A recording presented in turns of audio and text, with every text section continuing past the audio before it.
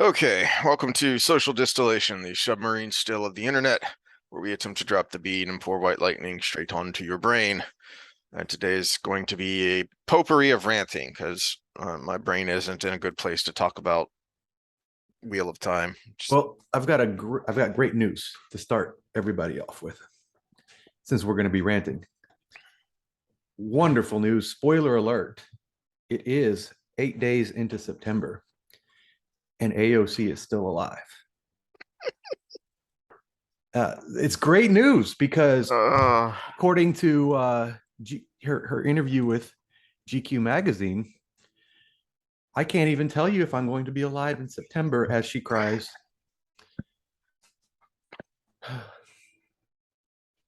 Because of the constant misogyny and patriarchy of today's society, because her lived experience here is as a person who is despised.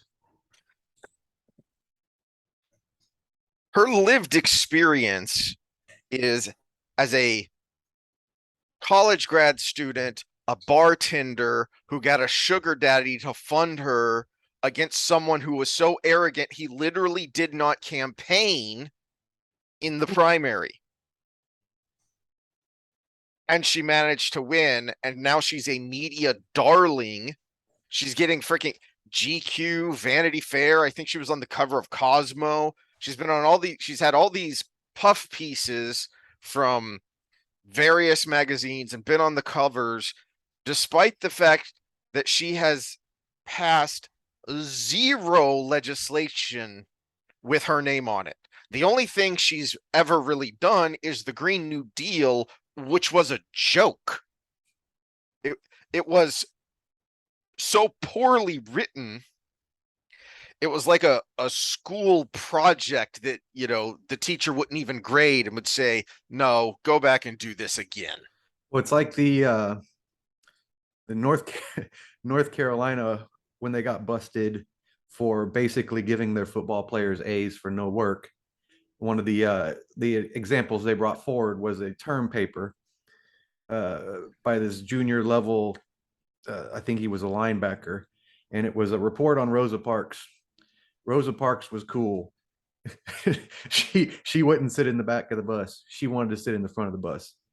She was a brave woman. That was his term paper. A+.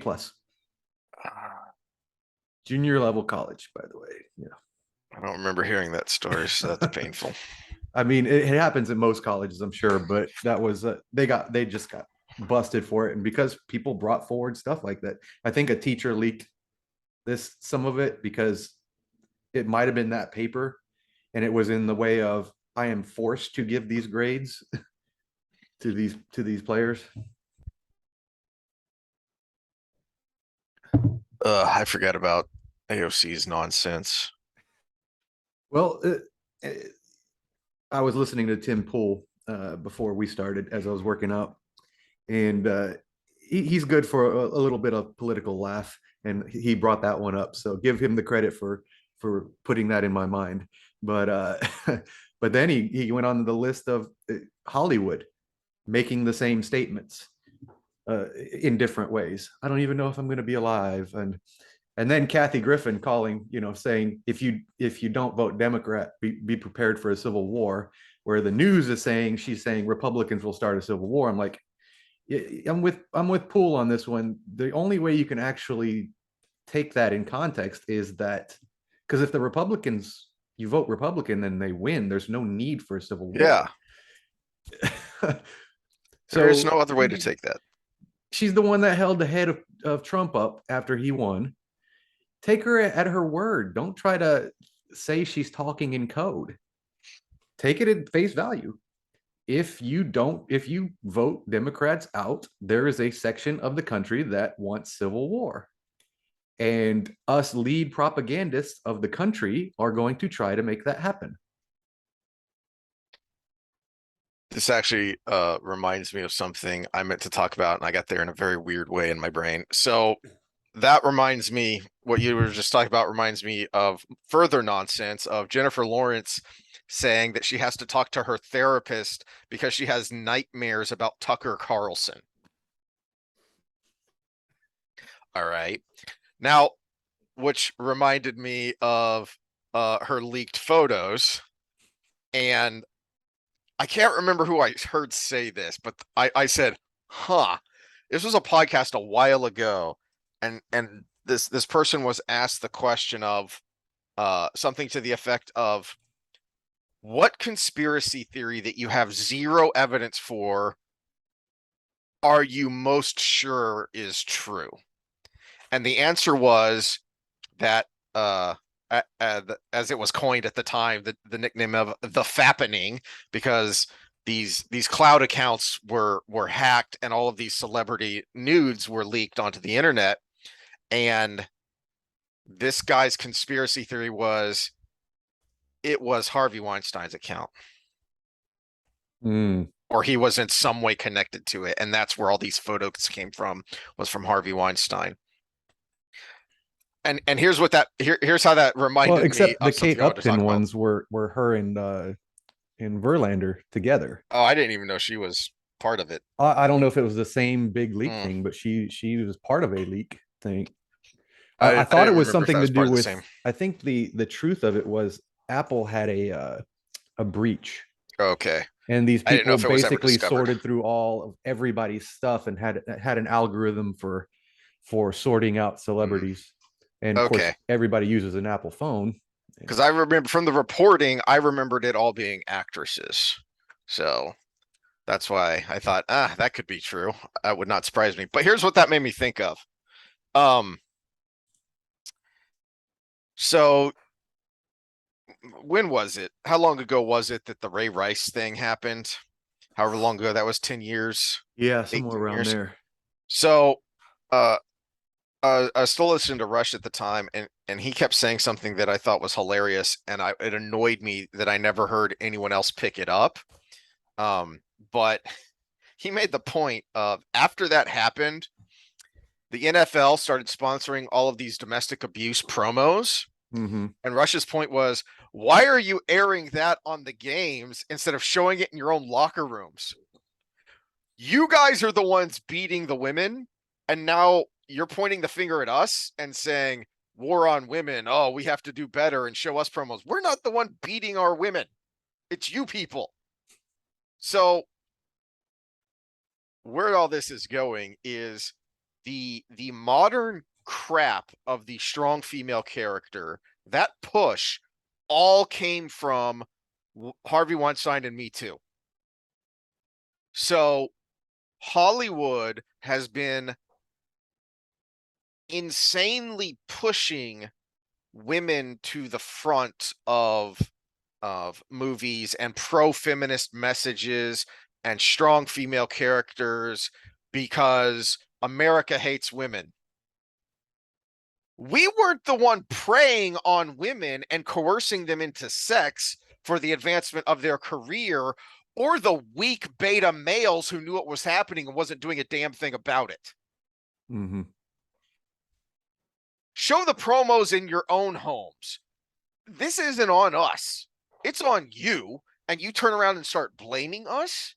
No, the culture of Hollywood is sick and broken. And you guys are the ones who committed evil or sat back and did nothing and allowed it to flourish. And you have spun that in your warped minds into this idea that America hates women. No, it's you. Yeah, I think the question that brought that on with AOC was if she ever thought she'd be president. Yeah. Yeah, and Yeah. she said, "I'll never be president because America hates women." And, uh, I don't know what got me on it, what got you on that rant, but I was looking for the tweet by Podcast Movement apologizing for Ben Shapiro showing up. Oh gosh. Did you see that? Yeah.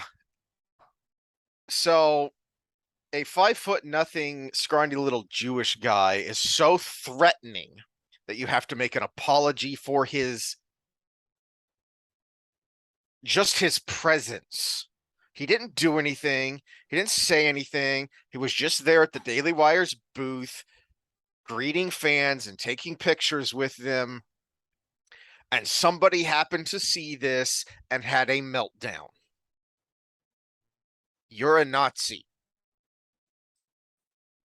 I'm not being provocative here.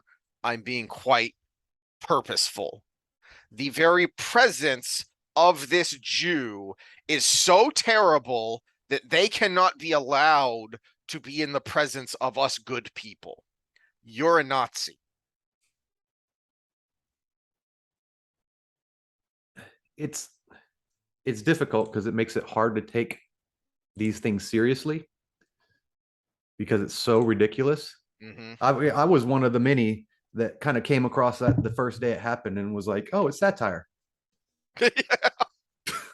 I just kind of glanced over it and it was like, oh, it's satire. And then I was just, oh no, this is serious. yeah, doomed. It's real. It would be laughable were it not for the fact that the president of the United States was literally up there in a Third Reich-esque visual saying that, what was it, 62 million people in America are fascists. He was up there othering the other side. He tried to walk it back, but then he stepped all over himself and made it apparent that no, he wasn't. I didn't want to jump on the bandwagon, but I did want to talk about this because from a different angle that kind of more goes along with what we normally do, is there's an important element to this because he tried to walk it back, right? And now the whole up in the air is, oh, he was just talking about this extreme wing. And he used the words MAGA Republicans, right? What is a MAGA Republican? The definition isn't clear. Is it just because you voted for Trump, or do you have to have the hat for your uniform? We don't know what the definition is, so they can concept creep it forward just a little bit at a time. So maybe now I'm specifically referring to, without saying it out loud because he can't make it specific, he's implying that it's people like the Proud Boys and the Oath Keepers and the Michigan Wolverines and all of these kind of a little bit more extreme groups. But by keeping it unclear, he can keep walking it forward until it does encompass everybody that's his enemy. Hey, everybody that's his enemy. Because what is a MAGA Republican? Someone that voted for Trump, someone that doesn't like you in the latest polls.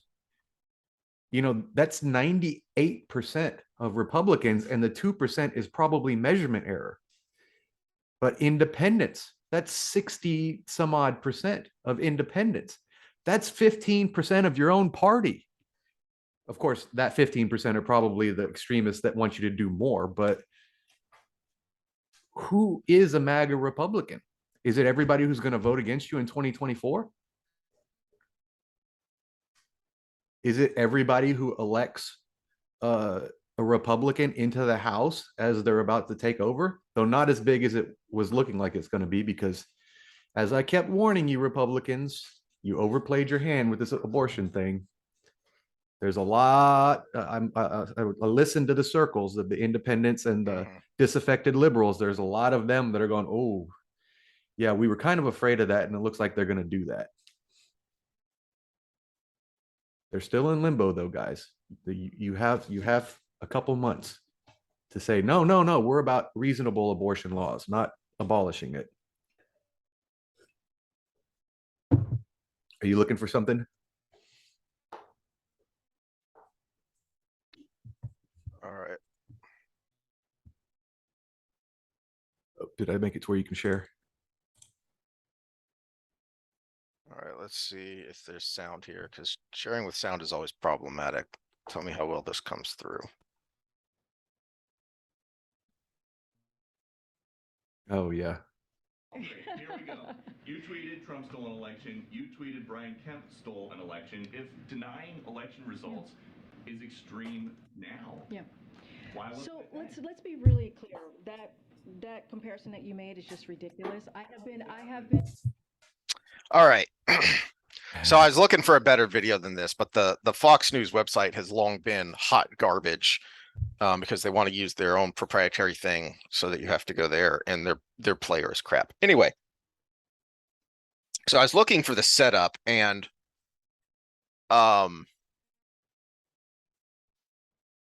when he's asking the question, she's laughing and being dismissive. Mm-hmm. And she says, I knew this was coming. If you knew this was coming, then why are you out there saying these nonsensical things? If you knew this was coming, why don't you have a better answer? Because her answer is basically, well, I can deny elections because we're on the side of the angels. I can deny elections because I'm making a valid accusation. Hold on a second. Part of what Trump was saying makes you a fascist wasn't just the MAGA thing, it was the denying elections. Well, there has been numerous polls taken since the 2020 election that a significant majority of Americans across ideological lines and party affiliation think that there was some shenanigans going on. Doesn't necessarily mean it was enough to turn the election. Doesn't really go into what kind of shenanigans, but you're talking, if your criteria is denying the election, you're talking about more than just the Trump voters. Well, the other big problem with it is, put yourself in his head, and it might be a scary place, but put yourself in his head, or all the people that supported him with more emotion than we did. Mm-hmm. Put yourself in their head, and now take into account all the legal stuff that was going on. The Time Magazine cabal, the big tech stuff, just the fact that these election officials were changing the rules, and the states were just allowing them to do it without saying, hey, this is our job as the legislature, until it was after the fact. So all of these things that were going on that were perfectly legal still gave you that sense that something was wrong. And then all it took was that first person to say election, the word that sounds with odd, that rhymes with odd. And this feeling you have is going to set you up for believing the things that they said. And you make yourself that man who has everything on the line, realistically. That's really attractive. And so you knew something was going on. You just didn't know what. Well, and here's what's so disingenuous about the whole thing too is, okay, she's claiming she's on the side of the angels, so she's allowed to question election results. The Wisconsin Supreme Court, I meant to talk about this, but we never got on this train of thought when it happened. But the Wisconsin Supreme Court finally, when was this? July 8th, 2022 is when this was written. So at the beginning of July, the Wisconsin Supreme Court finally got around to ruling on the 2020 election and ruled that the drop boxes were illegal under Wisconsin law. The same Wisconsin Supreme Court that passed the buck and refused to vote on it when it mattered, when suits were filed at the time. And this is the sleight of hand they do of, oh, well, it was, all the courts found that there was no evidence. No, they didn't. All the courts refused to hear it. Yeah. So Mr. Sam Harris, one of your reasons for your statements is that he was shot down in court every single time. Does this change your statement? No, he doubled down, by the way. Oh, God. On his own it was podcast. Already bad enough. No, it's even worse. On his own podcast, he did first of all, it was with the era of, well, if you don't agree with me, you just aren't smart enough. And he had a tendency for that. But then he did something that is arrogant and as smug and as anti-Trump as he is, was even more contradictory to his previous character, the him you would get if you read his books. He said Trump was worse than Osama bin Laden. Oh, good Lord. And then came up with good character traits of bin Laden. He became famous post 9/11. This is his claim to fame, why he is a rich, famous nerd, which is not a normal combination. But because of his outspoken, anti-dogmatic religious zeal speeches he would give, and famously a fight with Ben Affleck on Bill Maher's show. I was about to ask if that was him, Yeah, or if that was I thought that was him when Affleck had his meltdown on Maher's show. mm-hmm. So not only is it contradictory in his writings because it's just a lack of reason, but it's also contradictory in the fact that he started praising actually the virtues of religious dogma in his comparison of bin Laden and Trump. And I don't know. If he was still intellectually honest, what he could say is, as bad as Biden is, I'm more worried about Trump because he has developed a cult of personality, which goes along with his criticisms of religion and religious dogma, whereas Biden does not have that because the Biden vote was an anti-Trump vote. So I think it's a horribly flawed argument, but he could still make an intellectually honest argument, but it's clear he's lost his damn mind. No, the only intellectually honest argument he can make is, I don't like this direction that Biden has taken us in for XYZ reason. But I didn't like Trump's direction for XYZ reason, WXYZ reason, and because W exists, Biden is better.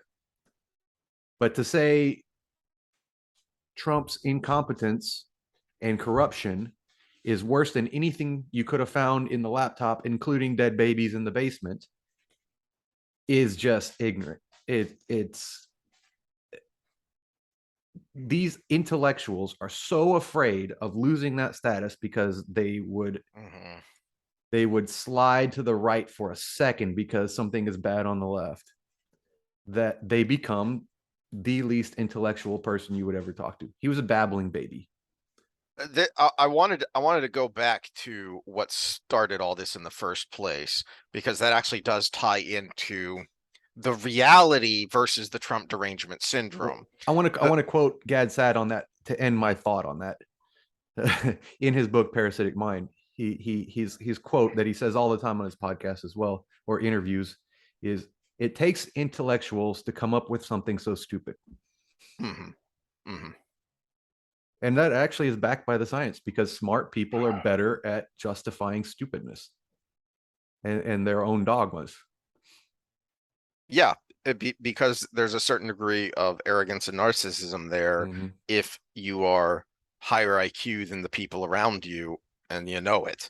But okay, so what got us on this train was Biden's just creepy authoritarian speech calling his opposition fascists. Okay, well, that was bad enough, but in some ways his walk back made it worse, because at least in the first time he tried to walk it back, he started talking about making it try to sound like part of what he was talking about were elected Republicans. Hold on a second. That makes it worse, because it's one thing to say everyone who voted against you is a fascist, but I mean, what are you going to do to 60 million people? You can't arrest them all. Your FBI just raided your predecessor and probably future political rival on what is increasingly turning out to be flimsy, if not concocted, if not just straight up illegal foundation. And now you're going to target all of the GOP as fascists? Well, if they're fascists, then by right, you should unleash your Justice Department on them. because they are a danger to the republic. Well, a lot of GOP representatives and senators have been being swatted lately. And for those that don't know what it is, it's when you basically call the cops saying there's something, as if you're that person, saying there's something like a gunman in the house or a bomb in the An house, imminent danger. an imminent danger. So they show up, and So they show up and show up hot. Yeah, show up ready for action. And so that is actually technically an assassination attempt on these people, because what you're hoping for when you SWAT somebody is that the cops will think it's dangerous enough that they no knock. And what happens if you no knock and the person defends themselves in the house because they don't know it's the cops? You end up with the Breonna Taylor. Yeah, there was there are a number of just horrific stories of there's a Marine vet who was killed by cops because he heard someone breaking through his door. And what's he going to do? He's going to get a weapon. He's going to prepare to defend himself. As soon as the cops see a weapon, because they think they're coming into a dangerous situation, he's shot and killed for no reason. One of the things about swatting that makes me scratch my head and go, is like Tim Pool has been swatted like 3 times or more. It's in the teens. Okay. In fact, more. Which is also the secondary effect of this, which go ahead and go through this and remind me there's a secondary effect to swatting. Well, my point was simply, hold on a second. I know you can't just completely ignore a potential threat. If someone calls in a bomb threat to a school and it's the 3rd time this week, and yeah, all right, here we go again, but you still have to respond just in case. Shouldn't you be responding with a big hunk of salt if you're going to, an elected official's house, for one, especially a Republican, since they're the ones that tend to get swatted? But Tim Pool specifically, how does the sane police department respond that many times and not go, sure? And well, that they are kind of. And he's talked about it on his show that they're kind of like coming to the door and knocking very politely and saying, hey, we have to respond, but we know this is something that's happened in the past. And, but we wanted to give a second just in case, and, but see, here's the problem. Here's the secondary problem. So if you're planning on doing something nefarious, SWAT somebody so many times that that's the reaction. And then what happens when the first time the cops don't show up? You've got free reign of the house, and anybody calling from that house is not going to get any help. So say you wanted to go in there and do bad things. Well, now I know the cops aren't coming. Was that your secondary thought? That's my secondary thought. Yeah. So if you're planning on doing something bad, it's a win-win because either win-win-win, because either you get what you want, which is the person harmed or dead, which has happened before, or you at least harass the person so you get what you want, or the police stop paying attention so it opens them up to some crazy person, possibly you. And there's plenty of them to choose from. It's not like no one's ever picked a random crazy person off the street and gave them a gun and said, hey, here, do this for me, so that they go down for it. So this is what annoys me about what you were talking about earlier about the right might be going too far here, especially on something like abortion. Okay, hold on a second. Is abortion so important to you that you're willing to keep putting up with this crap, keep putting up with a president who calls his political opposition fascist and sicks the Department of Justice on them? Is as bad as you think Republican policies might be, and as bad as I think Republicans are because they're weak weasels, they're not doing this. Well, it's a slippery slope thing. Because remember, the exact opposite argument was pre-election Biden talk. Oh yeah, he's a little bit old, or yeah, there's these extreme lefties out there doing their thing. But you know, Biden, he's status quo. He'll come in and basically nothing will happen for 4 years. That's why he got the vote he did.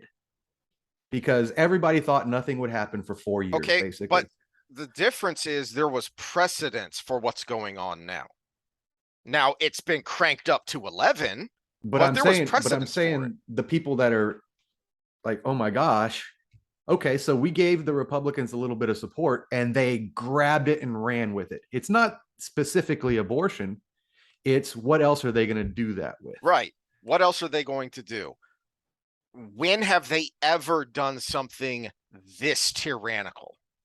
The worst thing you can point to is the Patriot Act, which a lot of them now say was a mistake. But it exists. But it exists. And 20 years from now, a lot of Democrats are going to say what's going on right now is a mistake. So. The two points, though, for anyone out there who is in that middle saying, okay, but I don't like Republican policies. As I say, okay, are the policies as bad as this? Because what's happening now is an existential threat to the republic. It is an undermining of the rule of law. It's turning us into a banana republic. Well, there's also, we have to take into account what other things do you believe? How much of a threat do you think something like climate change is? And there's a spectrum of that. There's the side that says nothing is a threat at all and everything's going to be fine. We need cheap gas. And then there's the side that says that we're doomed. We're going to die in 10 years. If that, which they've been saying for the last 50 years. So if you're somewhere just to the things are really urgent side, well, then you actually support some of these. You might want to go slower. But I figure if you're way over there, one, you're not persuadable, and two, you're not one of our 50 listeners anyway. Yeah, but again, there's that thought that, oh, if you're going to take hold with this, then how much are you going to do for oil? How much are you going to do for this? And we need to transition to, I'm speaking as this hypothetical person, not me personally. We need to transition to electric. We need more wind. We need more solar. I'm convinced that that is actually something we need. Maybe not to the extent of AOC, but again, I'm looking at this. When you got a little bit of power, you did this. What else are you going to do? And that's like swimming in deep water. You just don't know what's under there, especially if it's the other side, because it's out group already to you. Even if you're an independent, Democrat and Republican are out group to you, right? So your mind starts going to these dark places, and when you get reinforcement that something is done in that realm, because remember, people who are pro-abortion, it's not about killing babies; it's about rights. Yeah, just like Second Amendment is about rights. Not, I'm pro Second Amendment. I don't own a gun. Yeah, you know. That leads me to my third point, and I've already forgotten my second point because I'm old and forgetful. But the third point was this: if that is something you are concerned about, consider this. How come rhino is a term that's thrown around a lot on the right, and there's no Democrat equivalent? There wasn't a term for it, but there was the Democratic equivalent with the infrastructure bill with Manchin and Sinema. Two examples, and I've talked about this before. You have two examples. The right is constantly complaining about. So you have two examples of dinos on the other side, and the right is complaining about at least half of the elected GOP as rhinos. Why? Because the base on the right is not nearly as fervent as the base on the left. If you are concerned that, well, I can't elect this person because they'll go too far, then don't just show up to vote and then go home. That's where the base on the left has been far more successful than the base on the right, because people on the right tend to just go and vote and say, I've done my civic duty, and then they go home. The people on the left stay engaged. If you are concerned that, well, I can't vote for a Republican because he'll go too far, even though pot smoking Joe and environmentalist Musk have both said vote Republican. If you are concerned they'll go too far, then just stay involved, stay in touch, say, hey, this is the first time I've ever voted for a Republican. I've never even thought about voting for a Republican before. And these are the things that I'm concerned about. These are the things that will make me turn against you. And it's not just me, it's my whole group of left-leaning friends. Well,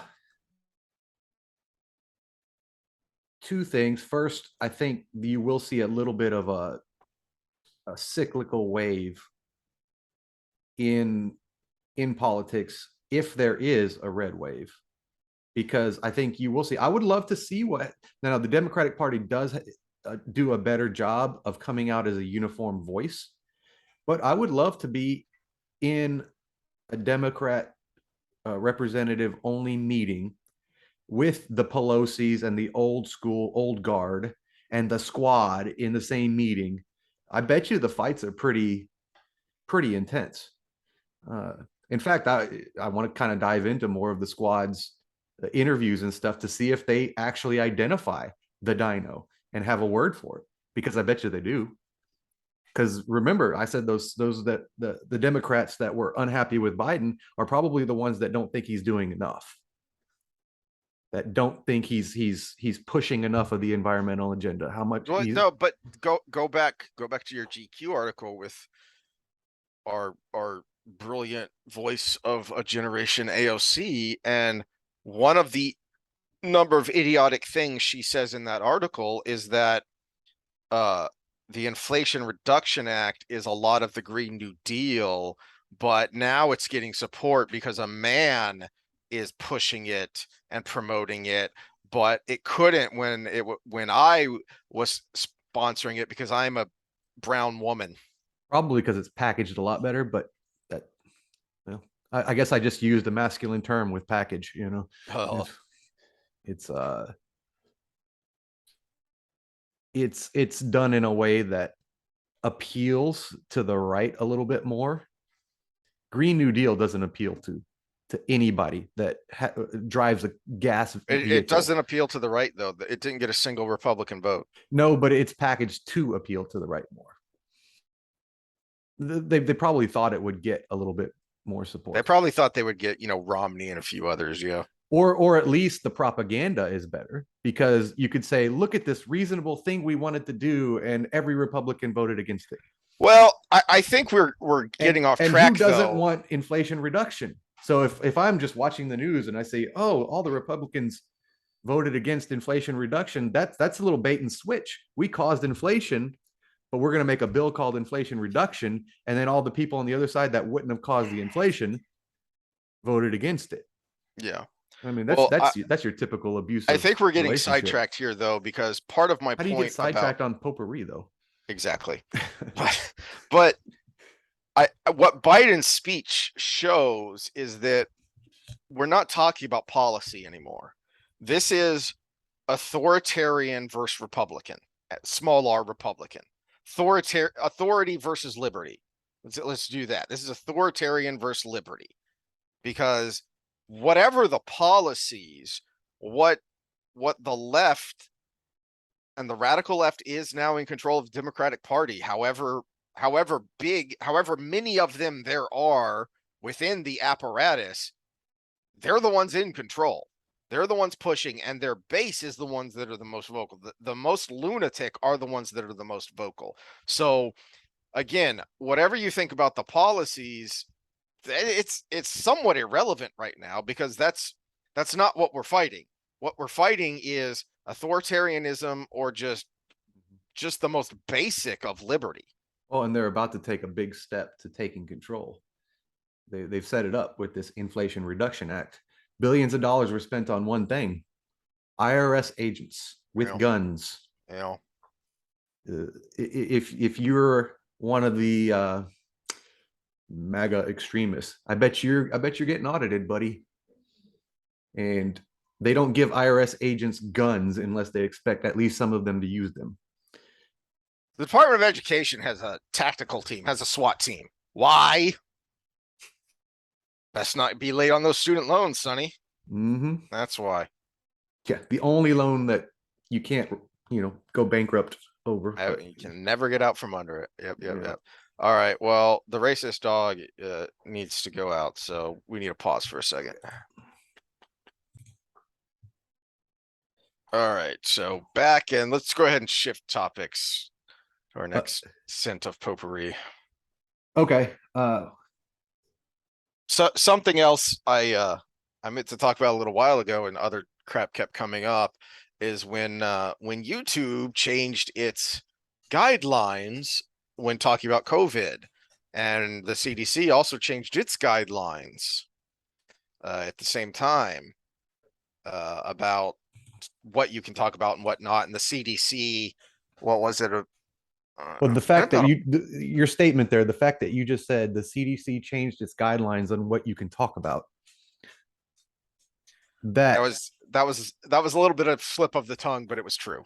Yeah. That the CDC changed its guidelines to basically say you don't need to treat vaxxed and unvaxxed differently anymore. And at the same time, YouTube changed its guidelines on what you could talk about with regards to the COVID, which kind of makes you go, I mean, especially considering what we already knew from the Alex Berenson emails through Discovery with his suit, what Zuckerberg admitted to about the FBI saying, hey, watch out for Russian disinformation. And, oh, okay, well, we'll throttle this Hunter Biden laptop story and Twitter will just block it altogether. Cool. Yeah, well, but there's no collusion going on here. Yeah, well, not only that, I think this is why we haven't talked COVID very much lately. It's because it's kind of been the same old thing. New booster discussion, FDA approves it, doesn't consult their scientific panel. New booster promoted, doesn't consult scientific panel, FDA approves. Still under EAU again. Yep. Not real approvals. Not the full approval process. And to add to, your litany there, as Dr. McCullough pointed out on Dr. Drew several weeks back, and there's still no guideline of treatment. Paxlovid. Okay, there is now. Which is still has yet to be studied in people with vaccinated individuals. Is that also under emergency use authorization? Okay. So no drug developed in this era has been worked on long enough to have anything but EAU. Yeah. We brought up the timelines before in a previous episode. 1 to 2 years for phase 1, another 2 years for minimum for phase 2, another 2 years for phase 3. So and the point of that then is the same as it is now, which is all of you shrieking harpies calling anyone who goes, hold on, wait a second, anti-science, anti-vax, you literally don't know what the long-term effects of this is because you literally can't. So you're either taking a chance with this brand new mRNA technology shot, which you have no idea what the long-term effects are, or you take your chance with this novel, probably man-made coronavirus, and you have no idea what the long-term effects are. You're taking a risk either way. So why are you trying to force people to make one decision or another? If you're taking a risk either way, then that should be up to the individual. Well, again, intellectual consistency here. The same crowd that says follow the science, get your jab, is you should never eat GMO. Everything on that grocery store shelf that is genetically modified went through a long process to get that FDA approval to be able to Food and Drug Administration, food included, everything on that shelf went through that process to show it was safe. And the argument is, well, there's so much corruption in there and lobbying that these things were pushed through. Really? So yeah, at least it went through the process, and some company had to spend a lot of money to do it. So we probably have corruption in both areas. Just one still had to go through the process. And at least with the process, even if there's corruption involved, you at least have a paper trail. Yeah. So there's at least a chance that someone could discover, hold on, wait a second. This is corrupt. This is wrong. here are the reasons, 1, 2, 3. Mhm. With this, there's, I mean, there was a bit of a paper trail that they tried to cover up for 75 years. Yeah. Which is something we were digging around before we started recording to get stuff on, which we can talk about in a second. But what really cheesed me off about the CDC finally changing its guidelines and social media relaxing on what you can talk about was that this isn't effing new. And I've shared this before, but I didn't actually play it before. I just talked about it and mentioned some quotes from it, but I actually want to play it. There are some things I'd like to clear up while I have you, Dr. Walensky. In terms of communication, you clearly have data that's informing your decisions, or you wouldn't be making these decisions.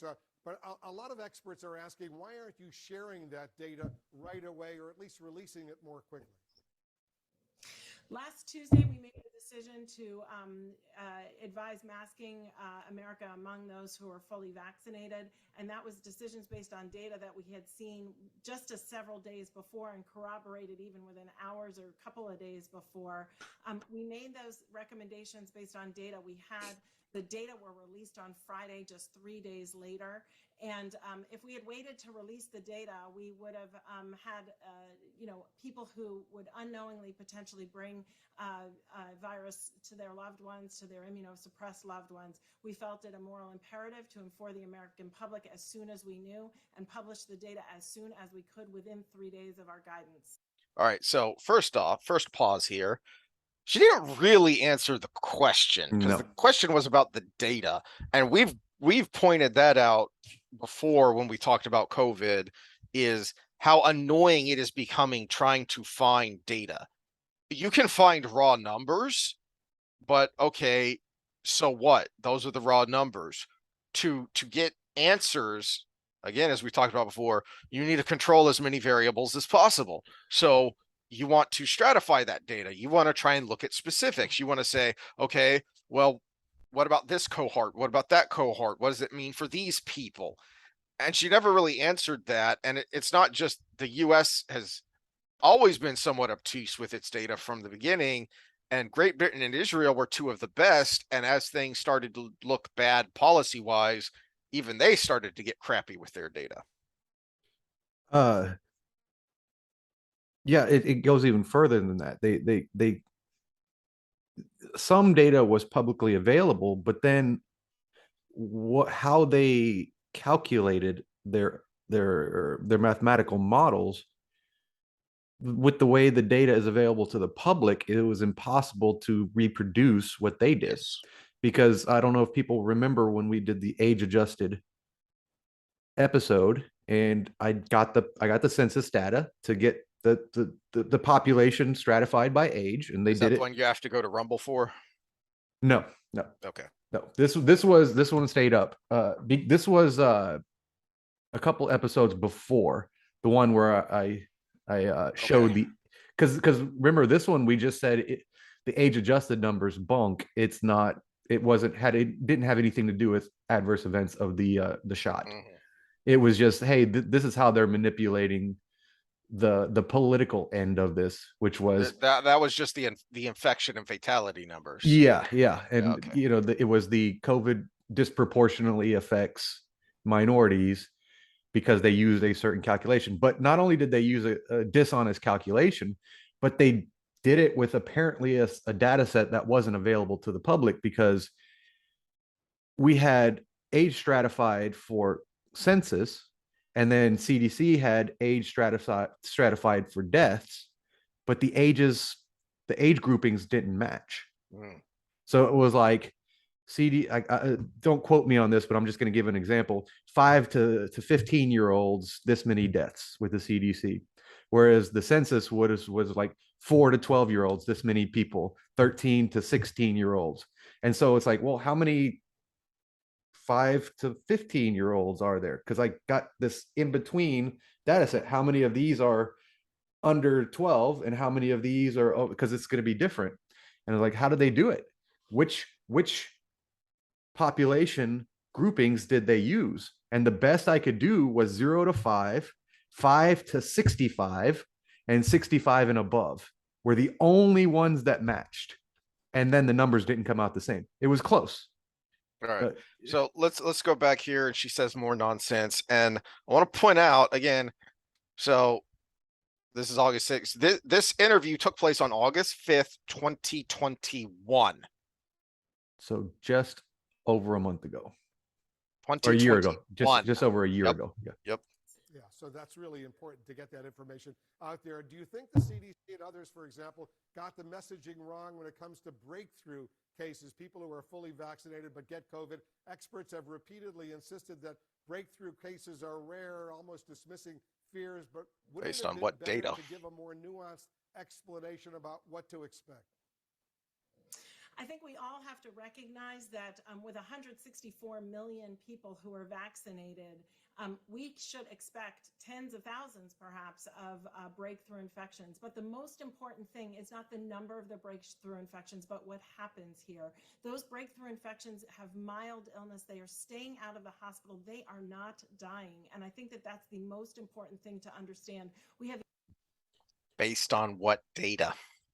Well, This goes back to what we were just ranting about is, okay, but how many of those vaccinated people are in the it probably wouldn't have mattered anyway cohort?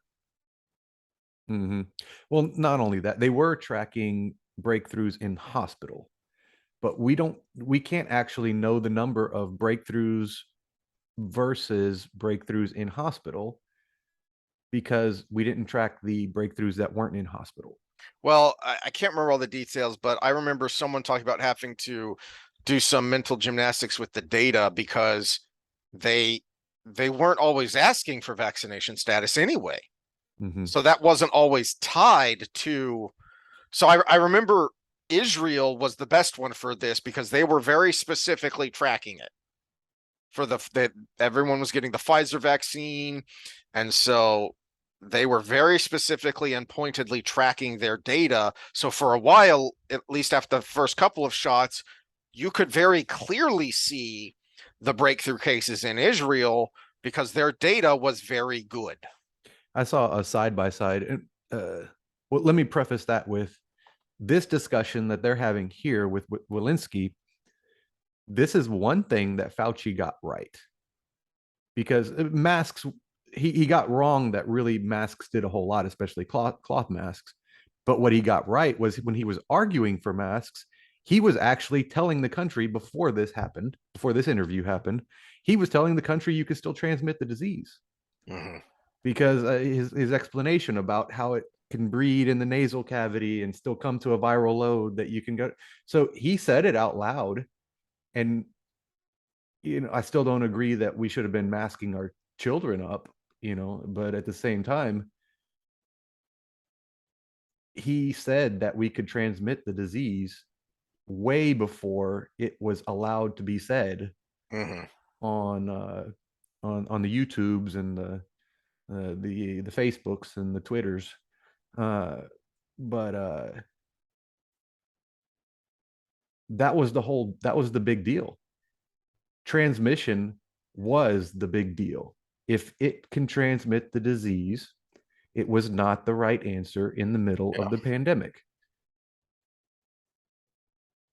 Yeah, and this goes to Geert Vandenbosch. Yeah, Get that name right. Geert Vandenbosch, this is what he's been talking about. With the second part of that was you basically gave the code to the virus. Yes. Because instead of individual immune systems, you basically made everybody the same. If it's not a sterilizing vaccine, then why are you giving it in the middle of the pandemic? And for the expert take on that, go to Geert Vandenbosch. That's what he's been talking about since before you were allowed to talk about it. But the big thing now, you were talking about the big thing then was transmission. You weren't allowed to talk about it until, except the one time Fauci accidentally told the truth. But then the big thing became once the breakthrough cases started to break through the media and people started to say, hey, wait a minute. Then the big thing became, well, it protects you from serious illness or death. Okay, but again, based on what data? Because if you're not giving us the stratified data, then we can't tell, well, would those people have been okay anyway?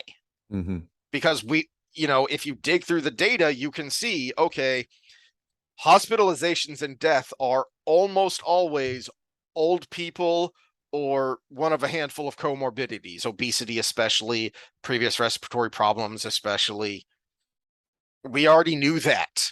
Well, let me throw So, something in the air with that, because what we're seeing now, in 2020, we had a huge excess death because COVID, and it was very easy to directly attribute that to it. So yeah, there were a lot of deaths with COVID, but just the excess deaths can be contributed to this brand new thing that was in the world killing people. And then we had a drop in excess deaths in 2021 because a lot of people died in 2020. You know, you basically culled the herd, for lack of a better term. But now in 2022, we've got a huge spike in excess deaths again, but they can't all be attributed to COVID because they actually separate that out.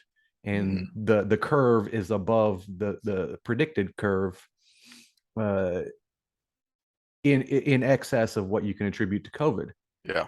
And so what's responsible? Is it the fact that people weren't going and getting screened? Is it the excess alcohol consumption that happened during the lockdowns? Is it the excess drug use that happened during the lockdowns?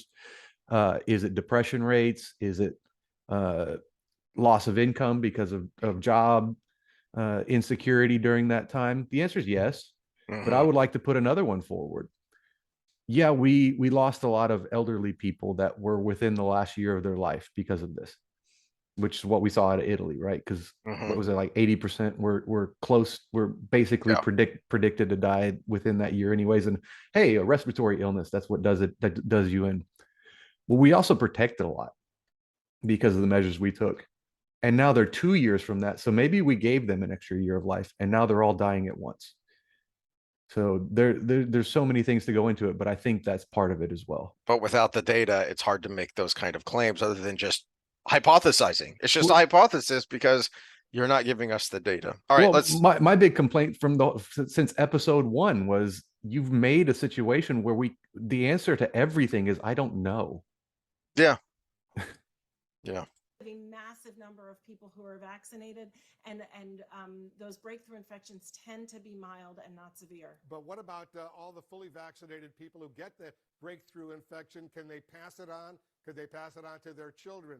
Could they pass the virus on to older people, especially more vulnerable people with underlying health conditions? And that's exactly the point that we made in our guidance. Yes, they can with the Delta variant, and that was the reason that we changed our guidance last Tuesday. Our vaccines are working exceptionally well. They continue to work well for Delta with regard to severe illness and death. They prevent it, but what they can't do anymore is prevent transmission. So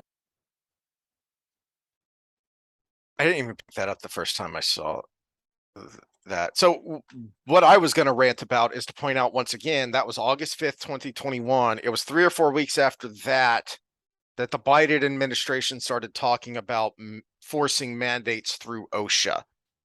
Your CDC director just said it no longer protects against transmission. It's only serious illness or hospitalization or death. That's a me choice. You at least have a somewhat justifiable argument to force a vaccine on someone with the idea of, well, you can pass it on to someone else, except I still can. So what is your moral, legal, or scientific reason for still to this day trying to force the vaccine on people that you just said cannot stop transmission? Well, and ultimately that's why the mandates fell apart. But let's do a thought experiment. If it did suppress transmission, do you think the mandates would have been successful? Unfortunately, I think so. Yeah. I think they would still be wrong. I think they would still be immoral, and I think I could make a case that they would be illegal, at least in the United States, where we actually supposedly theoretically still have freedom. But because they didn't, I would hope that woke up more people to the creeping authoritarian nature of our systems. The sad thing is it doesn't do anything for all of those people that lost their jobs in the middle of it. And we're talking healthcare workers, we're talking what I would actually call essential workers, not Hollywood. Well, as Mike Rowe pointed out rightfully, and I'm glad he said it because I was ranting about it, but no one listens to me. As Mike Rowe pointed out, every job is essential to the person who needs that paycheck. Yeah, that's true. It's true. Yeah, who are you to say this guy's job's not essential? He needs that damn job. Mm-hmm. So the thing I didn't really think about or notice that jumped out at me just now is, hey, Sam, we're still under the emergency use authorization for these vaccines, right? Mm-hmm. Which are based on which variants? Wuhan. She just said that. So giving the benefit of the doubt, she just said that they used to protect from spread, but now with Delta, they don't. So the variants, so let's give them the benefit of the doubt that they weren't fudging their numbers and it was 95 or whatever % effective and it was stopping transmission. It's not anymore. Did we go back to the Wuhan variant? Is that how viruses work? Did the virus regress back to the Wuhan variant? Yeah, but the latest booster has BA4 and 5 genetic coding. Does it now? That's a new one. Yeah, which is tested on rats. It hasn't been tested in humans yet. But no, but this is we can go back to Fauci. I saw a good side by side where he was testifying about treatments, early treatments, way back in the day, and how we can't use this. And the one he was actually talking about was HCQ. And he said, there's no randomized trials to show this is going to work. We can't approve this. We can't give this recommendation or anything. Not only that, I will add, they blocked doctors from using it as well. So this was in the early days. And he was asked recently about the new booster. It's only been tested in animals. And his answer was, we don't have time to do randomized trials in humans before we release this because we need it now. You know, you don't even have to argue whether the treatments worked to say that was a contradictory, hypocritical statement. Yeah. Because we didn't have time then either. Let the doctors doctor. Yeah, that's why I highly recommend going and watching that Dr. Drew episode with Dr. McCullough and Dr. Victory. It was great. And they, even where they, disagreed on some things, that's the thing, that the big thing they did agree on is that it's called practicing medicine. And it has always been, you try and figure out, the doctor, one-on-one with your client, with your patient, try and figure out what is best for that patient to treat that patient. And Dr. Drew made this point that I think needs to be made more by more doctors, is that we have never been governed by guidelines. CDC, FDA guidelines were never the law. They were guidelines. But even when you had standards of practice, it was this program developed by one of the hospitals or universities that everybody said, wow, that's good. We're going to use it. That's good because look, we can look at the data. It's transparent. We can scrutinize their study and we can say, okay, this is the thing to do. But then if that guideline of care didn't work for some reason, then you would practice medicine to figure out how to treat that patient. I just lost my train of thought. Yes. So to your point of didn't have time, the contradictory nature of it is, the thing that jumped out at me with all this guideline crap from the beginning is, well, okay, yeah, it makes sense that the CDC, FDA, whatever, cannot issue a guideline because we need this longer term data set. We need these longer term studies to be able to issue a guideline. No, that makes perfect sense. So the FDA, the CDC can't make any statement on these these various treatment protocols that different doctors and doctors groups were advocating, and we're saying we're working for them with their patients. Fine, that makes total sense. But to push to stop it, that's where you've crossed the line from being a lazy, pathetic bureaucrat to being someone who's evil and needs to be put on trial. I remember when HCQ was the big topic. Mm-hmm. Maybe this might be one of the events that pushed me to want to do this thing. But one of our mutual friends that has a wife that has changed him in every way put it was a small meta-analysis of HCQ on Facebook and tagged me and asked my opinion, including some other people. So he tagged several people that he knew did scientific research and said, "What do you think of this?" And I looked at it, I read it, and I read the studies it was attached to. It's like 6 studies on it.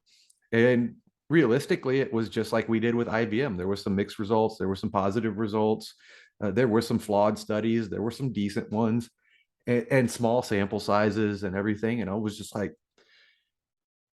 I guess I put this comment down at exactly the same time that someone else commented on it, because her comment wasn't there when I was writing, but it was there when I went back to it ahead of mine. And my answer was, well, it looks like there could be some promise, but needs a lot of work. Mm-hmm. These were small studies, so this is how it works. We get case study, then we do small studies, then we do bigger ones, and then we do giant randomized trials, and we spend a lot of money on it. That's the way it works.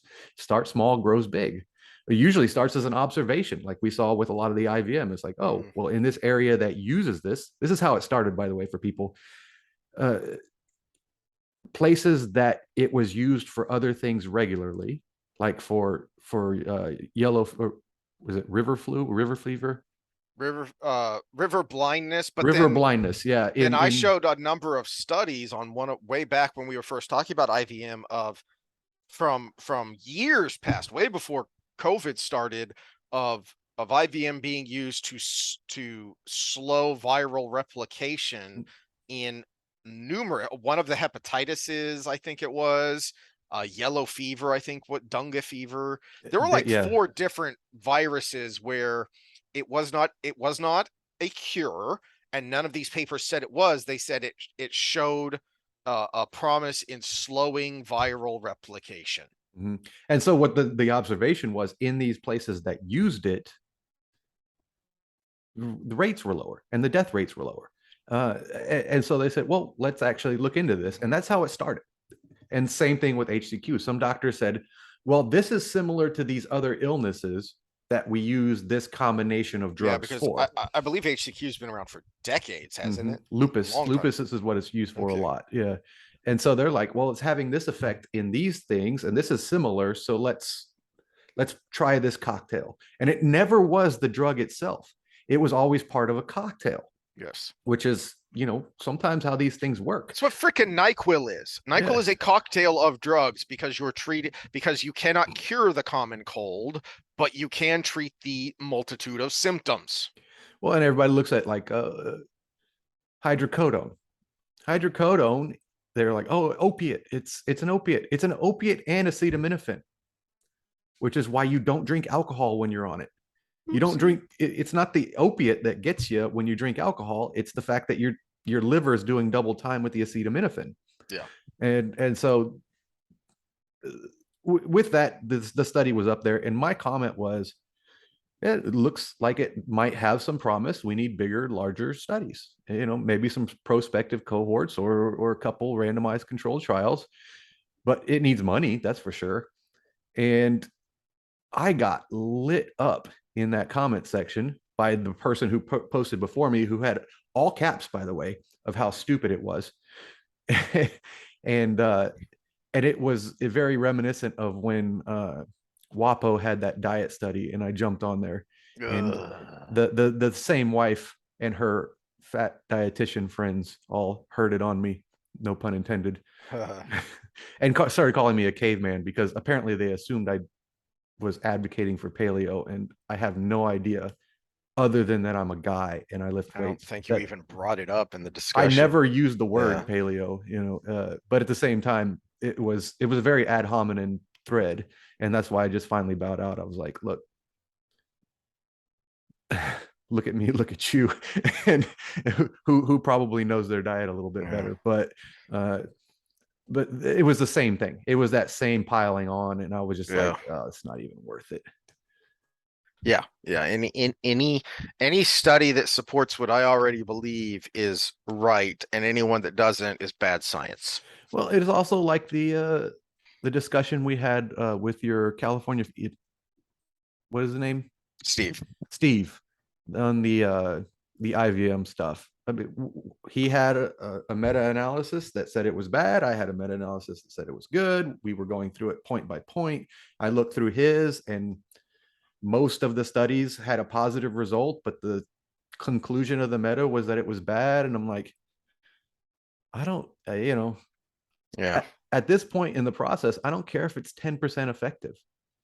It's better than anything else we got. And it's got a track. It's already FDA approved for safety. Mm-hmm. But what it's not approved for is efficacy, but it's already approved for safety because it has a long track record of use. All right, I need a pee, so let's pause and then let's switch topics to something lighter. Okay. All right, football season starts tonight, so let's talk about that a little bit. Let's go on the record here before the season starts. So we haven't been following because it's become so freaking political. We got annoyed, and we watch, but we haven't really followed football like we have in years past because it became so damn political. So this is just completely out of my butt. But do you have a gut feeling on who are your Super Bowl picks? Do you have any inkling based on either, kind of what you've seen from what little you have looked at, or just a gut feeling?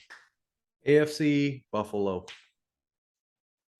They've been building something good for a couple of years, and it's one of the few teams I've been following just because, first of all, I love defense. Yeah. And they're kind of a classy act. They've dropped some players that have had off the field issues that I agree with the drop. And Josh Allen's fun to watch. He's when you talk about quarterbacks, I still call I had to concede that Tom Brady was the GOAT because he won with two different teams. Yeah. But he is kind of a pansy ass. And Josh Allen will truck you. if he's got to make a first down at a meaningful moment, he will put his head down and take a linebacker on full on. Yeah. And that's maybe shortening his career, but at the same time, that I appreciate as a fan. I don't need Tom Brady. Tom Brady has been around for so many years, not just because he's good, but because he does protect himself from any damage. Oh yeah. And he gets the refs to protect him. He might go into politics when he's done because he's very convincing, and he has been his whole career. And he's very good at manipulating the rules because he knows that he can unload the ball quick, because if he gets in trouble, he's very good at throwing that what should be a 50-50 ball, knowing that there's a better than 50-50 chance that he gets a pass interference down the field. So he's really good at or if he can release that ball, or if he can release the ball with that 300-pound guy that has barely two steps to stop the momentum of his 300-pound body, that when he gets hit, they're going to be like, oh, that roughing the passer. Yeah, the interception doesn't count. Roughing the passer. He's very good at gaming the game. But like James Harden in basketball, he plays for the foul, not for the shot. I haven't paid attention enough to know who their new coaching staff is, because I've been waffling. Buffalo to me is the favorite. It's not like clear because you've still got Cincinnati. Their playoff run was a little bit fluky, but they're still a good team. KC is obviously still a good team. They're still there even without Tyreek Hill, I think. So they're still right there. I don't know about the NFC. The NFC to me is more wide open. And my gut would be either the Rams again or Tampa, but I haven't even looked to see who their new coach is. Did they just promote Leftwich? Because to me, that would be the smart thing to do. I think that was the consensus of what was going to happen. I don't know what did happen though. Because he proved himself to be an incredible match with Brady, which is funny because I'm pretty sure Brady's like 8 years older than he is. Todd Bowles. Okay. He's a good coach too. Yeah. Okay. That could be interesting because I think if they manage to keep Leftwich, I'm pretty sure Bowles is a more defensive guy, right? Yeah, he was their defensive coach. Okay. Okay. That's what I Let's thought. see. Oh, first thing that pops up is Byron Leftwich, head coach. What?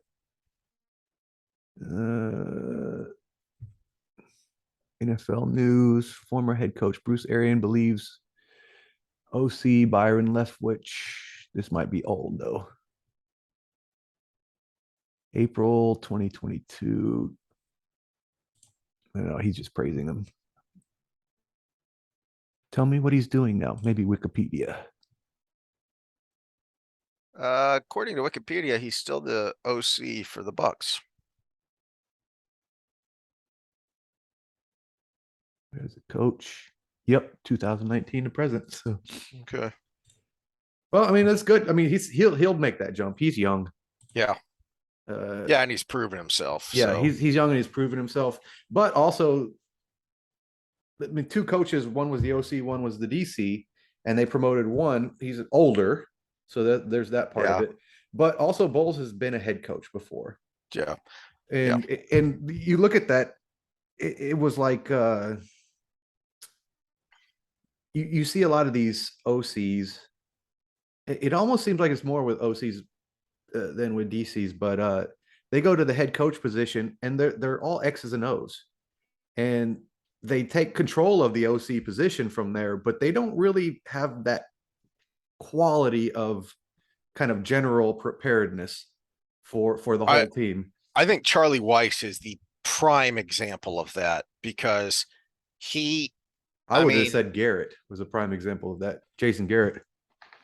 Well, you think that, but then so Tony Romo is too classy a guy to say this, but after he retired, other people started to talk, and you found out that he was basically running the offense Peyton Manning style. That the play would come in and he would almost always change it. Oh, so Garrett wasn't a great offensive coordinator. It was he had the success of the team. Yep. So he may have been good at creating the scheme, creating the playbook, but Romo was calling his own shot. Well, but even still, that actually plays to what I was saying, because the X's and O's is the playbook. The X's and O's is the scheme. Actually, coaching on the field was where he failed. Yeah. Yep. But the reason I thought of Charlie Weiss is because we were just talking about Brady, and he had such incredible success, and you already knew that from his history with the Giants and with the Browns that that Belichick was a defensive genius. But then to look at what that offense was able to do under Weiss, and it was pretty incredible, and a lot of Brady's success. Now, I'm not going to say he's responsible for Brady's success, but Weiss certainly helped Brady by laying a really solid foundation for him. And he failed everywhere he went as a head coach. I'm pretty badly too.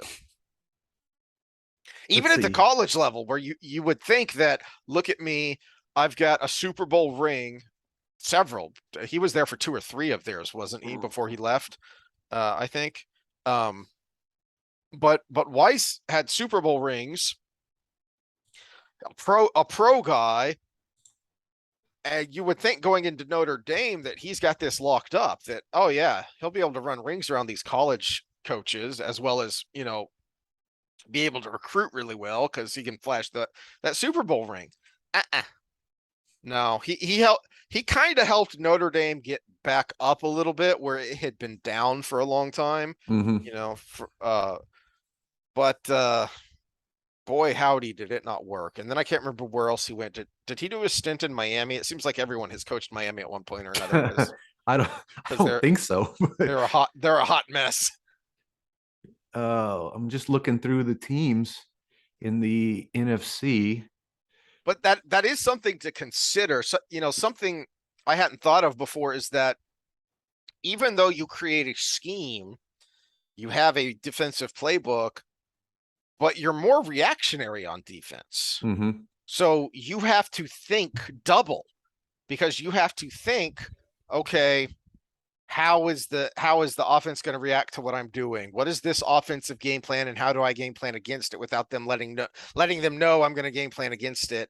I think you have to think of the other side a little bit more defensively than you do offensively, because you're reacting more, and you have to be able to coach that. So besides the fact that defense wins championships, I suspect that's why you see success in that direction more than you do, with a few exceptions like what's his face? The guy before McCarthy at Green Bay, Sherman. Mm-hmm. He was an offensive guy. Shanahan was an offensive guy. Well, I'll give the best example of an offensive guy that had, my favorite example, I should say, that had Super Bowl success. Brian Billick. Not only was he an offensive guy that won a Super Bowl, but did it with the best defense probably to ever win a Super Bowl. I forget he was an offensive guy. Yeah. Yeah, and that team routinely won games like 13-3. I mean, even the Super Bowl was very low scoring. Yeah, yeah. All right. Well, okay, so looking at the teams, who's strong at least in the NFC? Probably Arizona. Green Bay is always going to be in the mix. Los Angeles. San Fran still plays good defense. But that's kind of where I'm losing it, because Seattle was stupid and got rid of Russell Wilson. yeah. Yeah. Tampa Bay eventually, maybe I'm going on a limb here, but eventually Tom Brady's going to be old. Eventually. But I don't think that division is what it used to be. So I'm having a brain fart. Who's the other team in the NFC South? Is the Bucks, the Aints, the Panthers, and who am I forgetting? Bucks, Aints. Falcons. So the Falcons definitely aren't what they used to be. and the Aints, they haven't been able to figure out who they are since Breeze left. So it really depends on Jameis Winston, because they were doing really well last year until he got hurt. Yeah. They've managed to put together a good defense like they had when they won the Super Bowl, but can Sean Payton turn that offense into what it was under Breeze? Mm-hmm. Otherwise, that makes Brady's road to the Super Bowl that much easier. Win your division and you're in a much better, spot, because you get at least one home game in the playoffs.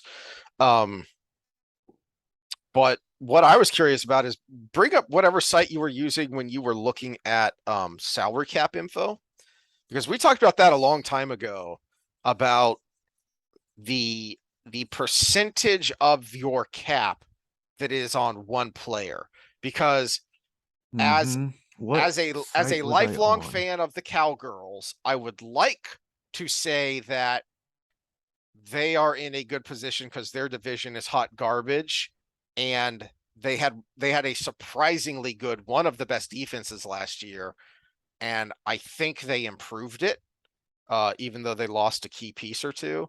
I think they overall improved it this year. So they should be in a good position to make a playoff run, but I don't trust them. And a big reason I don't trust them, I know people who know the guy personally, and Dak Prescott is apparently every bit the nice guy that he is reported to be. But I told you I met him, right? Yeah.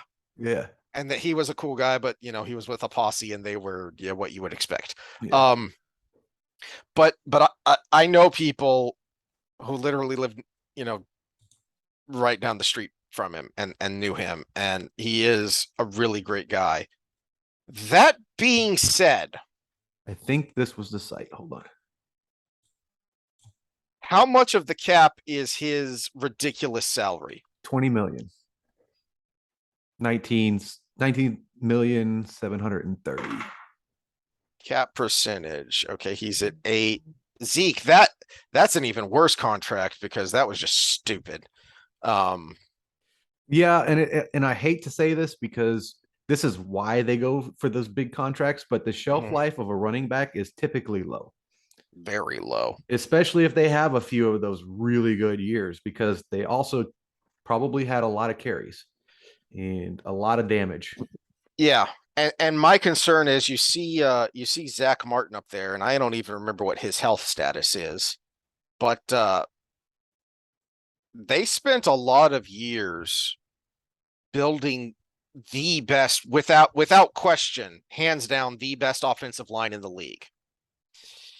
And then they let it go to crap and they haven't done anything with it. Injured reserve. Tyron Smith. See, that's one that they have not addressed. almost 20 million in one, almost 20 million on injured reserve. Almost 8% of your cap on injured reserve. And dead that cap, let's look at that. These are people they traded or released, and they had to take a cap hit. We've got 12 million just in 2 players. And Lyle Collins, he was part of that greatest line for several years, best O line in the whole league.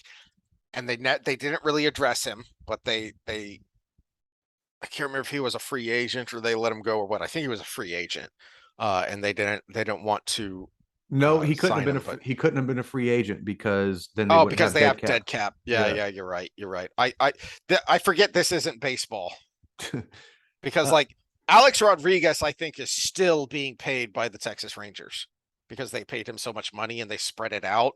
But there are contracts like that where guys are retired and they are still being paid their contract because it was that ludicrous. Well, it's early in the season and they've got decent cap space. So if they come up with a trade or something, they may. But see, that's the problem. And that's one of the things that infuriates people about the Joneses is they don't spend their cap money on free agents and trades. They want to build up their own team and then use their cap space to pay their people.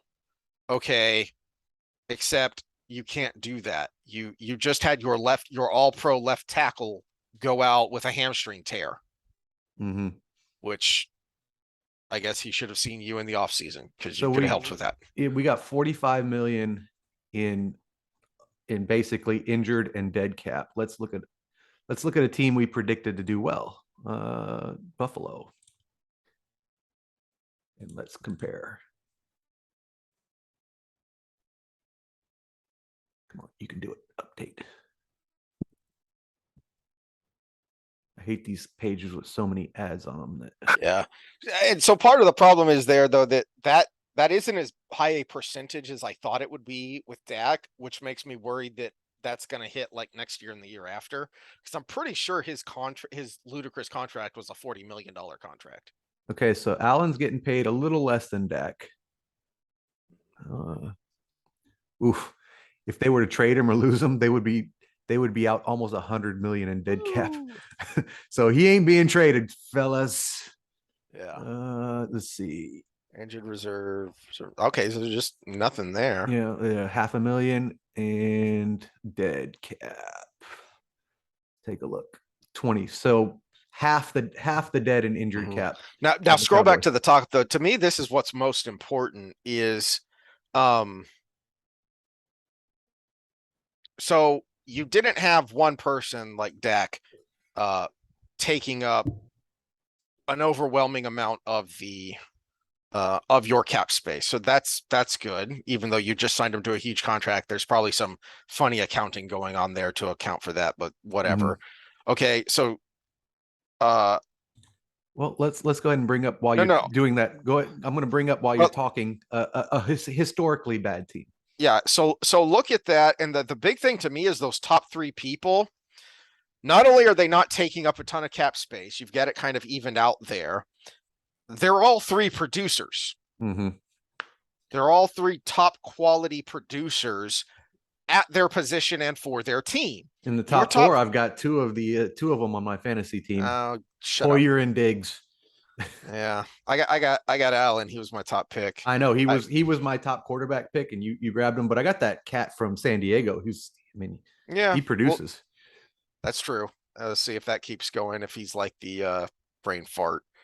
Phillip Rivers, he was like that too. It's like you kept kind of forgetting about him because San Diego was always a disappointment because you always expected them to be better, and yet he always threw for 4,000 yards. Mm-hmm. And the Chargers Herbert threw for 5,000 last season. So yeah. Okay. Okay. Wow. Myles Garrett is their top.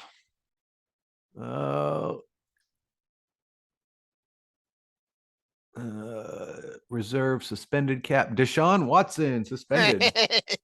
That's 10 million. Injured reserve, another 5. So that's 15. And then let's look at dead. Ooh, lots of millions in there. 30. So they're right there with the Cowboys, 45 million. What happened to Baker Mayfield? I thought they were trying to keep him. Did they not? I thought they did keep him because yeah. Deshaun's suspended for I think 11 games. I know. What did happen to Baker? Hold on. He's under dead. Yeah, he was at the top of dead cap. Shoot. Maybe if we click on him. I'm curious because I like him. Panthers. Hey, that's not a bad spot for you, buddy. Okay. They got that young. They got that young guy, but that could be interesting. Well, they signed him for $5 million. He's not just a bencher. So I think one of the things we looked at when we looked at this a while back is how much was the top of your cap spread out versus like we looked at Tampa when they had won the Super Bowl and they had a decent spread in their top 3 to 5. And then we looked at Green Bay who fell short and Aaron Rodgers was several percentage points above the next guy. So their starter must be Jacoby Brissett. So the Cowgirls, they've got their top 3 are a quarterback, a running back, not that important anymore in this league, and a defensive end. Well, okay, because after the quarterback is your number 1 guy, so your number 2 and 3 guy are generally the left tackle, the guy who protects the quarterback's blind side, or your defensive end, the guy who rushes the other guy's quarterback. Mm-hmm. Well, except with the Texans, we have our left tackle is our highest paid, but that's kind of remnants of the O'Brien days because remember he tried to be general manager and gave away the house for Laramie Tunsil, who sat out all last year with a hurt thumb.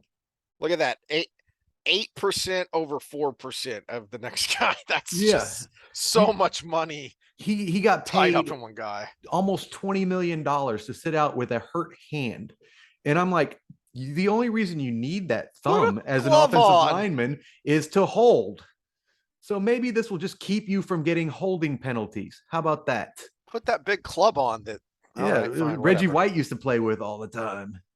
The IR cap, that's better than that's like a quarter of what it was last year.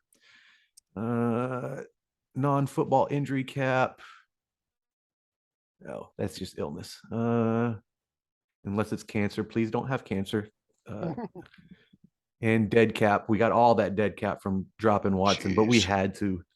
Again, remnants of the O'Brien days. We signed him to that contract knowing how much of a shithead he was. Zach Cunningham, no, we had our new GM when they dropped him. They basically tried to remake the team, and I liked Cunningham. 60, almost 65 million in dead cap. And most of this is the remnants of the O'Brien era. It's just, but look how much is in 2 players, right? Yeah. I mean, Zach Cunningham, I liked him as a player, but he wasn't a $50 million linebacker. No, he was a $20 million linebacker. He was good, but he wasn't Brian Urlacher or Ray Lewis or someone like that. Why have you tied up Cowgirls? Why have you tied up so much money in Zeke Elliott? Is 1, running backs aren't that important anymore, and 2, he was already going downhill when you signed him to that huge contract. Well, and here's another one. Whitney Merciless, they traded away to Green Bay, or they released him in Green Bay, picked him up, one of the two. We've got dead cap space. He retired. He retired after he finished the year in Green Bay. So we got $7 million in dead cap for a retired player. I feel like there should be a loophole for that. Because retirement, there are technical terms to that. It's somewhat difficult to come out of retirement if you officially retire. So I feel like you should get a break for that. Because it's not like someone I else feel is like gonna you pick 'em should up. too, but at the same time, Oh, well. the GMs are the ones making the decisions, and Yeah, we can that's we can true. criticize them for that. They know the rules, they know the loopholes, and they hurt their team. But yeah, we had to get rid of Deshaun though, and I think I don't know if dead cap is year to year or if that's a one-time hit, but still sucks. Of course, doesn't suck for him. He's making $230 million even though he's not playing because Yep. everything was guaranteed in Green Bay, or not Green Bay, Cleveland. And this Good is job. why it sucks to be a Texans fan. But I actually have high hopes for this year because I love our head coach. You know, Cleveland for a minute there looked like they had stopped being Cleveland. And then it was bad enough that you went out and you got Watson, but then to guarantee everything. Why? Let's see, another historically bad team. All right. You've got Jacksonville. Your top cap is a cornerback and he's way over your next guy. That's Well, not necessarily good money. Well, I'd have a different opinion on corners because if you've got a shutdown corner, which Shaq has to be in the last 3 years because I'm not familiar with him. If you got a shutdown corner, you've got half the field. And you can roll a defense. And when you can roll a defense because you trust that one guy. The problem with paying a shutdown corner is injury. How often like what was the guy for the Jets that was like amazing? Revis for a season, like a season and a half. Revis proved himself over the years. The problem is you're looking at numbers a lot of the time. And when you're a shutdown corner, they never get it thrown their direction. In fact, that is a very fair point. Yeah. So their stats don't reflect their play sometimes. Now this was probably the second highest dead cap we've seen in Jacksonville. All right. Well, we're running out of time here before I have to go. So make your what do you want me to look at before? Let's look at the Rams real quick and see how we feel about our picks based off of that. Okay, so let's look at that and then let's pick sleepers for this year and then we'll call it a day. All right, the Rams. Yeah, I knew it might be a short-lived run because all of these were not that last year. Yeah. Stafford got paid a lot less. No, Stafford got paid more last year, but Donald was way lower. Ramsey was lower. I mean, that's the hard part because you balance are they worth it and does it hurt the team? And all four of those guys are worth that kind of money, but then you have no team around you. Those top three, you could argue are the best at their position right now. Those top three you can argue or the top four, you can all argue are Hall of Famers. At least Stafford and Donald have already earned it. And Ramsey is definitely working towards it. And Kupp is working towards it. You'd be hard pressed to find someone who says that Stafford is the best at his position right now, but you can find people who will argue that he's a top tier quarterback at least. Well, but he's in that. You could say he's had one of the best careers in history. True. Especially considering where he started. Yeah. You played 13 years for a really bad team and terrible franchise. And you're still a Pro Bowler the whole time. Yeah. Let's see. And not too bad on the dead cap. So they have high top four payroll, but they also have very little wasted money. Yeah. Now, the problem with the high top four is that can work for you when you buy a championship. But if one of those three goes down, you doubled your dead money. Yeah. Yeah, that would be bad. But it makes me feel better about our picks of Buffalo and Rams or Bucks. But I'm not sold on the Bucks. Yeah, I'm not sold either. I would lean towards Rams. I don't know how much of a sleeper it is because I think a lot of people are probably high on them right now. But when you said sleeper, my first thought was Denver. Okay, Because so I've heard from sports people that follow sports even from the betting side, and you want to make picks, you follow the people who bet. yeah. Because they put the money where the mouth is. And I've heard from my betting friends that Denver is the sleeper pick. Yeah, because for years now, well, basically, ever since they lost Elway, they've been a quarterback away, it seems. And then they got Peyton Manning, and that they did get to and then win the Super Bowl again. And then he finally retired. And once again, they're a quarterback away. So with Russell Wilson there, I think that's a good sleeper pick. But another sleeper pick makes it problematic for them is I think the Raiders are close. The Raiders have done a lot in the offseason, that's for sure. Mm-hmm. I'm looking at the teams. I'm with you on Denver. On the NFC side, San Francisco has been on the bubble for so long. If they But could they have a rookie quarterback now. That's right. It's pretty much I will say it's nigh impossible because it's never been done to make a deep run in the playoffs with a rookie quarterback. No, he was there last year. He's not a rookie. It's his first year starting. So. Oh, is he a red shirt? No, he played last year when Garoppolo went down with a knee injury. Oh, I thought this was the guy they drafted in this draft. Trey Lance is their quarterback, right? No, I thought they got someone new. Well, they may have got someone new, but Trey Lance, I think, is their starter. Yeah, Trey Lance, quarterback. Okay. Let's take a look here. Yeah, a lot of people are so big on Deebo Samuel being like the playmaker like Tyreek Hill was, but that doesn't win you a championship. It buys you a game or two. 2022. Yeah, second year. Okay. Still, he's unproven. All right. Well, I guess that makes it a day for us because you got to get going. Yeah. And we've gone long anyways. 2 hours seems like about. Well, we always do when we potpourri because we just kind of randomly ramble and rant rather than having, notes and specific thoughts. Okay, disclaimers. We did talk about COVID, but we didn't give any medical advice. If you feel like you need certain treatments, then talk to your doctor. If you feel like you don't need them, then talk to your doctor. And just educate yourself as well before you talk to your doctor. So we cited sources, check the sources and educate yourself and figure things out.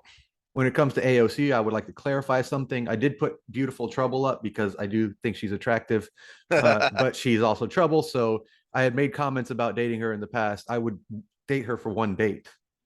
That's a guarantee, but I don't think I would go past that because then you get to the depth, and her depth is not where I want to go. No. She is off the deep end.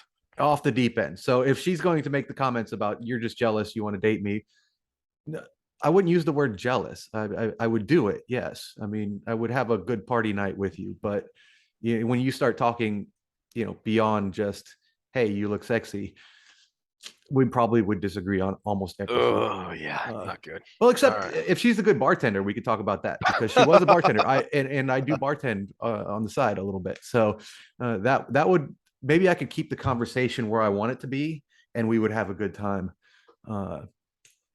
What else did we talk about? I forgot. We thought COVID. We started off with Biden's speech, so. Oh yeah. We said everything we need to say there. All right. Well, we'll see y'all next time, and we'll do some Wheel of Time. Yeah, and we probably need to do a fitness next time we do not Wheel of Time too. Okay. So, nutrition's always on the table because it's fresh on my mind because I've been doing a lot of stuff with some clients, and I got some. I'm actually going to be rolling out some stuff with my company. I've been working with some people on some online stuff. So cool. All right. I'll share that later.